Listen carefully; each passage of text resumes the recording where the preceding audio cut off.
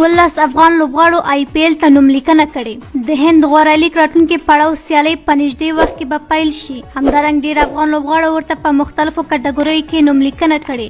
محمد نبی د 100 لکه هندي کالدارو کټګورۍ کې نوملیکنه ترسره کړې. همدارس مجیب رحمان د 200 لکه هندي کالدارو، نور احمد د 13 لکه، قیس احمد د 50 لکه، نجیب زدران د 50 لکه، رحمان الله ګربز د 50 لکه، فضل حق فاروقي د 50 لکه، وقار سلام خیل د 50 لکه، ظاهر خان 50 لکه، حضرت الله زازی او همدار شانت کریم جنت هم په 50 لکه هندي کالدارو کټګورۍ نوملیکنه ترسره کړې.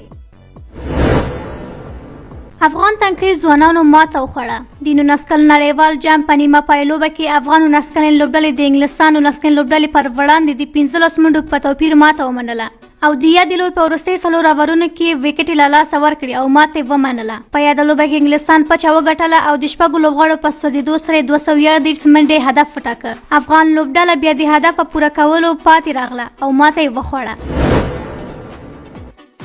د کرکټ له نړۍ څخه یې تقاعد وکړ. د انګلستان کرکټ ملي لوبډلې چټک توپ اچوونکی ټیم بریسن د کرکټ څخه یې استعفا وکړه.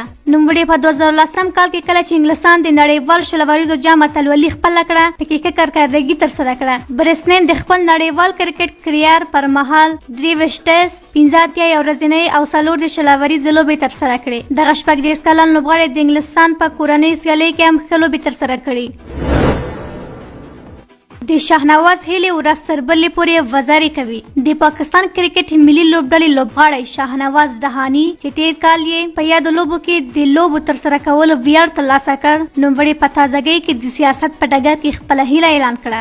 شاهنواز دهاني خپله لومړۍ لوبه د نومبر په 22 نیټه تیر کال ترسره کړه. همداراز د پاکستان سوپر لیګ په سیالیو کې هم تیر کال ښه کارکردګي درلوده.